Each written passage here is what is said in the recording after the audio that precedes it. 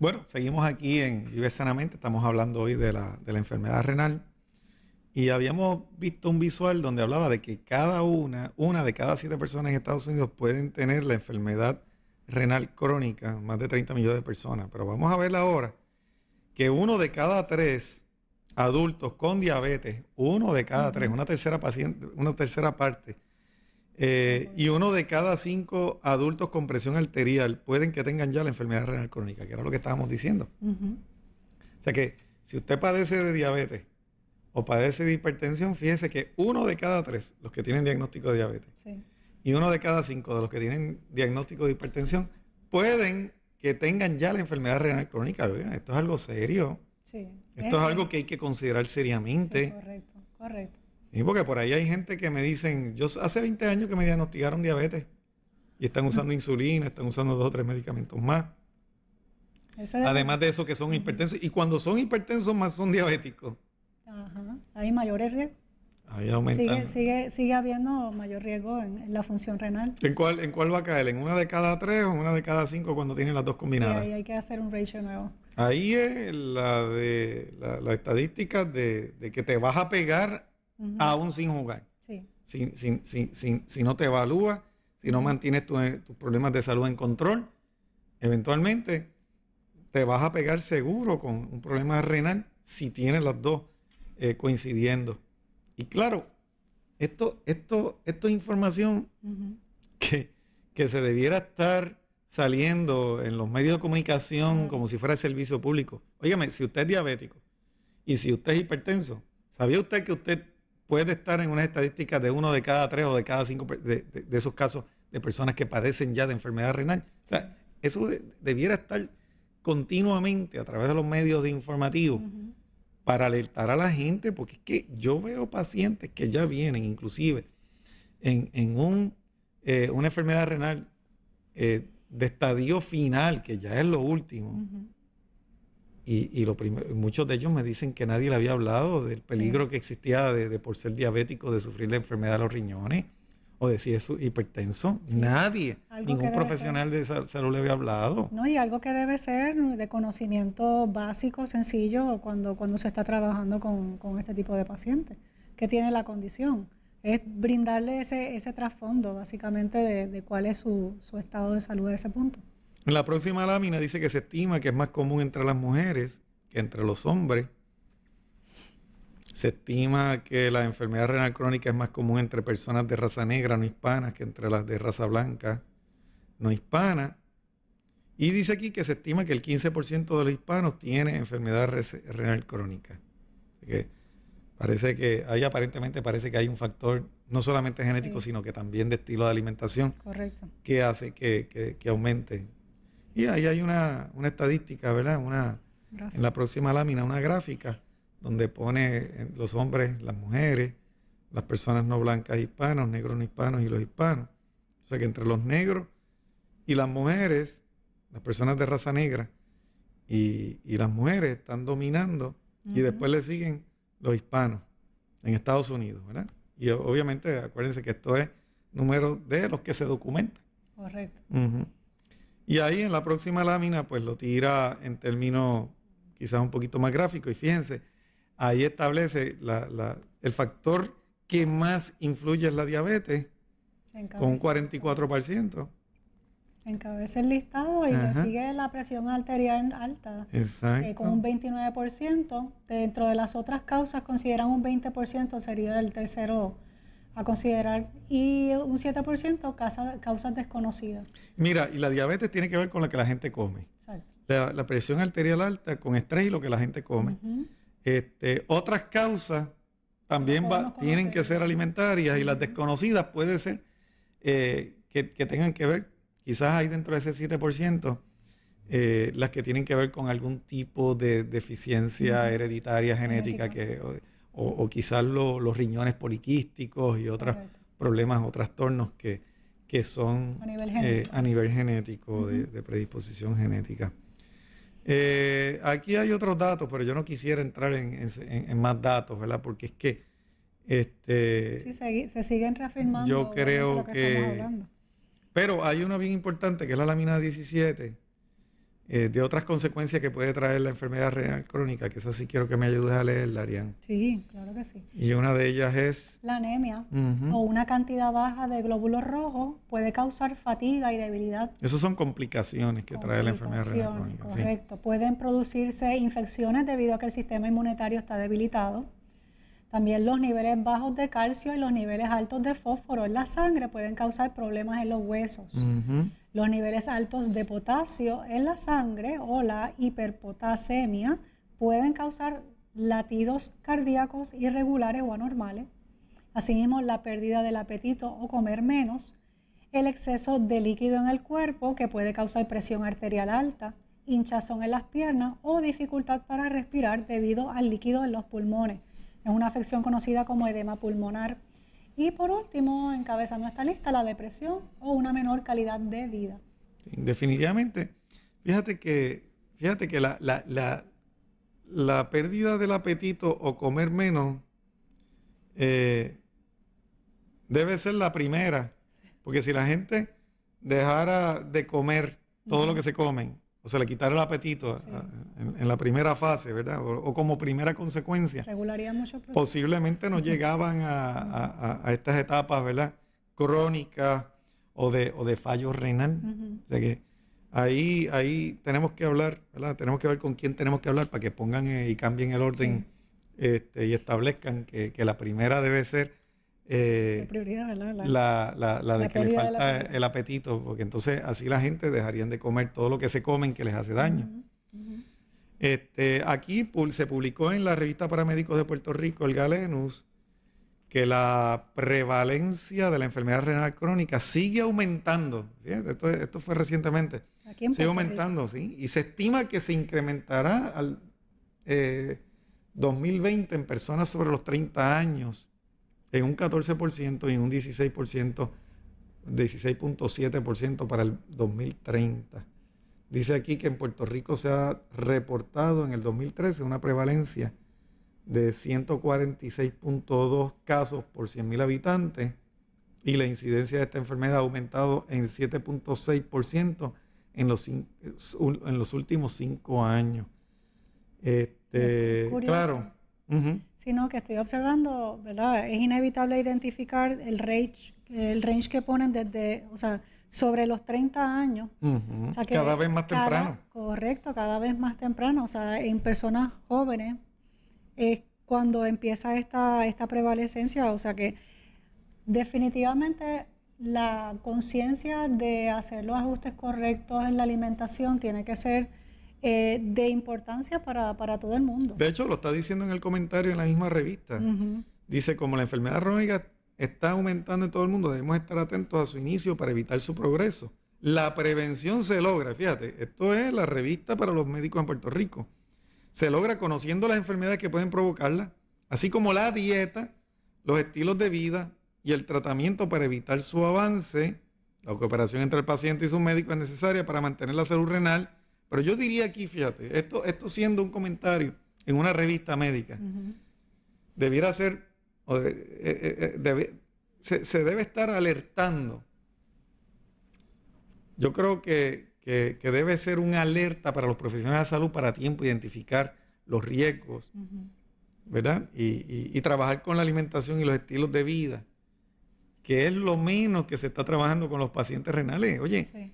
no voy a exagerar en esto ni quiero salirme de lo que es justo, pero yo te diría que el 80% de las personas con problemas renales que vienen a nuestra consulta no se les ha enfatizado ni se han enviado a evaluar la alimentación. Ujú. Correcto. Igual que lo que pasa con el paciente hipertenso, igual que lo que pasa con los pacientes diabéticos. Fíjate que esos tres problemas, Ujú. la diabetes, la hipertensión y el problema renal, que todos se relacionan y uno lleva a otro o complica el otro, las personas y los profesionales médicos no están tomando ni haciendo el énfasis, tomando la responsabilidad de hacer el énfasis que tienen que hacer en estos procesos para evitar que la gente lleguen a tener estas consecuencias que es tan triste. Ujú. Se afecta a la familia, se afecta a la sociedad. Económicamente es una carga para el sistema Claro. tener que llegar a estas situaciones. y yo creo que todo profesional de la salud que tenga que evaluar a un paciente en un momento dado y vea la tendencia, inclusive nada más que cuando se establece el diagnóstico de diabetes o de hipertensión, oye, tienes que cuidar tus riñones, esto tenemos que mantenerlo en control, porque si no los riñones te van a afectar, se van a afectar en algún momento dado. Si se estuviera trabajando desde ese punto de vista, control de peso, alimentación, estilo de vida, como dice ahí, ¿ves? La prevención se logra conociendo las enfermedades que pueden provocarla, así como la dieta, los estilos de vida y el tratamiento para evitar su avance. Eso es otra. La mayor parte de la gente que han llegado a estadios avanzados de enfermedad renal no se les dio tratamiento antes de llegar. Sí. Se trabajó con la presión, se trabajó algo con la glucosa. Sí, con el síntoma, básicamente. Pero no se trabajó con lo que lo origina. ¿Y qué es lo que lo origina? Mira, desde el 1913 hay documentación de que se está trabajando con respecto a este asunto de la proteína. Claro, estoy tocando el asunto de la proteína porque es que estamos viviendo en una sociedad donde todavía ese mito que se estableció del consumo de proteína en los años 40 del siglo pasado todavía se sigue abundando. Sí, y fíjate que en la próxima lámina ahí habla del doctor Henry Christian, ¿verdad? Del hospital Chief of Medicine at Brigham Hospital en Boston y colega del doctor James White, prescribía una dieta baja en proteína para los pacientes de problemas renales. Sí. Ellos pudieron observar que la dieta baja en proteína hacía que los riñones o la persona con enfermedad renal pudiera vivir más. Claro, dice ahí, but they didn't know, ellos no sabían por qué eso era que trabajaban. Fíjate, yo estoy casi seguro de que sabían por qué era que trabajaba, pero obviamente si no lo pudieron documentar o no hicieron el esfuerzo para documentarlo, pues ellos pueden pensar, ¿verdad? Pero dice el mismo párrafo que esto no es nuevo. Que esto no es nuevo. Dice, como comentó un doctor, dice, low protein diets are difficult to follow. Ese ha sido el problema a través de toda la historia. Dice, es difícil tener que convencer a la gente a que dejen de fumar, como para decirles que tienen que también dejar de comerse el bistec. Exacto. Que es muchos de los argumentos, ¿verdad? Pero qué excusa más, qué excusa más ridícula, qué excusa más floja esa. O sea que es difícil dejar que la gente, tratar de convencerlos que dejen de fumar. Imagínate lo difícil que va a ser tratar de convencerlos de que dejen de comer carne. Eso yo creo que es una excusa floja y irresponsable. Correcto. Sí, no, y sobre todo cuando pues, la persona tiene que estar pendiente de su salud. O sea, esto es del 1913. Esta información obviamente es reciente, se trae a colación ahora, pero esto data, como dice ahí, esto no es nuevo. Mira, el doctor Walter Mackenzie, que se ha hablado aquí en otros programas, el doctor Norma González Chaco, él pudo, en el 1957, él practicó en Johns Hopkins y escribió un libro acerca de cómo tú puedes salvar tus riñones a través de unos cambios, eliminando la carne, la leche, el queso, el pescado, sustituyendo, ¿verdad? Usando aminoácidos esenciales, manteniendo control del fósforo y el potasio. Los pacientes superaban y no tenían que llegar a diálisis. Sí, se les veía la mejoría con ese ajuste, claro. ¿Por qué esa información no se manejó como había que manejarla? Mira, en el Proceedings, en el número 20, señor director, en el Proceeding of the Japan Academy, Series B, Physical and Biological Sciences, esto es un artículo que salió publicado ahora en el 2017. Dice ahí, low protein diet for the prevention of renal failure. O sea, vamos a hacer una dieta baja en proteína para evitar el fallo renal. Correcto. Y dice ahí, protein restriction is indicated as soon. ¿Viste? Sí. Se supone que se haga una restricción de proteína tan pronto el glomerular filtration rate baja de 60. ¿Viste? O sea que, in order to slow disease progression. O sea que si todavía se tomara en consideración antes de que llegue a eso, quizás no llegaba ni a hacer enfermedad de los riñones. Correcto. Fíjate que está hablando ahí, este artículo acerca de la restricción de proteínas. Y está bien interesante porque ellos están, inclusive, fíjate, en vez de cortar la proteína, ellos están desarrollando inclusive un arroz allá en la China. Bajo en proteína para ayudar a que estas personas no se afecten y puedan seguir comiendo arroz buscándole alternativas. Y no se afecten, buscando alternativas. Pero fíjate que están enfatizando la próxima lámina dice aquí, diet is one of the oldest treatments. La dieta es uno de los tratamientos más antiguos, ¿verdad? Para el problema de los riñones. Chronic kidney disease, ¿verdad? CK quiere decir chronic kidney disease. And it has been classically considered, ha sido considerado clásicamente el mainstay de su manejo. O sea, o por lo menos se debiera considerarlo, o debería estar considerándose, ¿verdad? Deberían estar considerándolo como básico en el tratamiento de los pacientes. Dice que en los últimos 50 años, las dietas donde se restringe la proteína han sido exitosas en el tratamiento del fallo renal en Japón. ¿Por qué esa misma dieta no se pone en práctica acá en Puerto Rico, en Estados Unidos? Correcto. Teniendo los datos claros del beneficio. Aún los pacientes de diálisis, aquí han venido pacientes que nos dicen, mira, el médico me dijo que tengo que comer mucha proteína. Sí. Nosotros sabemos que la proteína es importante para el cuerpo, pero la proteína se le da en forma de aminoácidos al paciente renal. Depende de la fuente en que se le dé. Se le quitan las carnes de origen animal, se le quitan los granos secos, se le suplementan los aminoácidos que van a ayudar a que el cuerpo pueda sintetizar la proteína que necesita sin recargar los riñones. Sí. O sea que fíjense que a nivel mundial, y según este artículo publicado allá en Japón, está enfatizando en que a través de una dieta baja en proteína, y nosotros le decimos acá, si controlamos y ayudamos al paciente a salir de la diabetes, a curarse de la hipertensión, y tomamos todos esos factores que afectan el riñón, no tendrían que haber pacientes sufriendo de los riñones. No. Es más, posiblemente ese 7%, aún ese 7% que decía ayer, que viene por otras causas, cambiando la alimentación, posiblemente no llegarían a enfermedad renal si se manejan esas causas. Correcto. O sea que todo se traduce en la alimentación.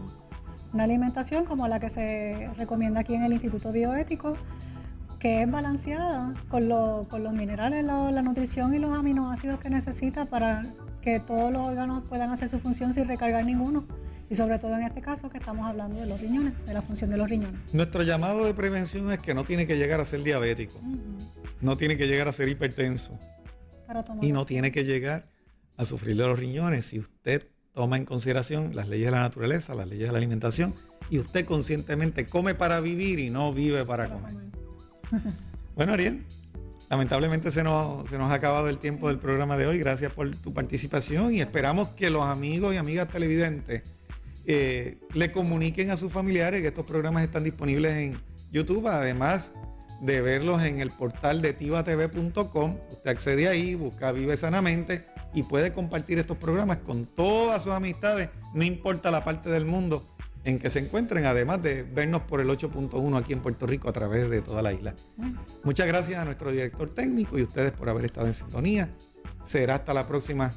Que Dios nos bendiga. Hasta la próxima.